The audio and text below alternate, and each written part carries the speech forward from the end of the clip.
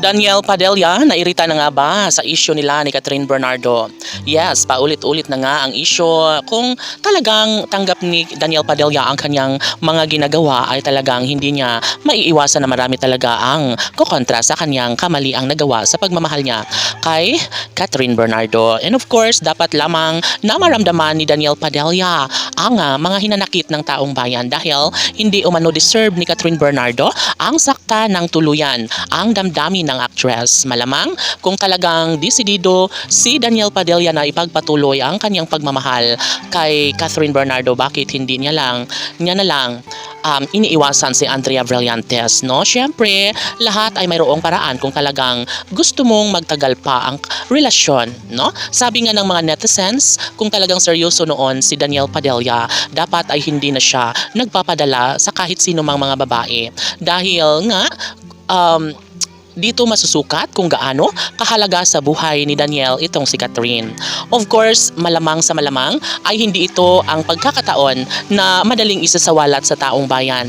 Mas mahalaga pa nga kay Daniel Padilla ang tuluyang mawasak ang kanilang pagmamahalan. And of course, ito na nga ang sinasabi na talagang pagmamahal lamang ang hatid sa puso ni Catherine Bernardo, ngunit bakit tuluyang sinira ni Daniel Padilla?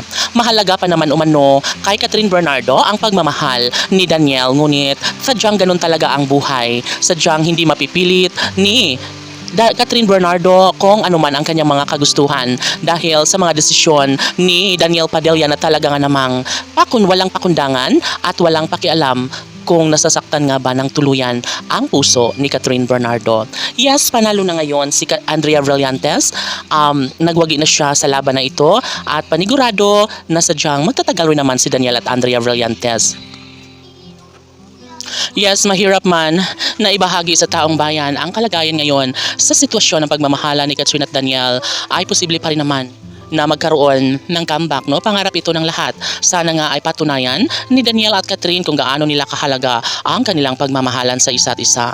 Kahit malabo pa na mangyayari ang kanilang pagkakatuluyan at pagbuo ng sariling pamilya, ay mas sinisigurado rin ni Daniel na magkaroon ng magandang kahihinatnan ang kanilang pagmamahalan ni Andrea Brillantes. Kaya sobrang litong-lito, gulong-gulo na ang taong bayan kung ano nga ba ang nararapat para sa kanilang relasyon. Hindi po pwede na basta na lang nayuraka ni Daniel Padilla ang buong pagkatao ni Catherine Bernardo dahil nga mas gugustuhin ng taong bayan ang makahanap at makamove on si Catherine Bernardo. Sana nga ay magkaroon na siya ng kaligayahan sa habang buhay at makapiling na ni Queen Catherine ang lalaking sa kanyang itunay na mag-aalaga at magmamahal hanggang sa pagtanda. Laban!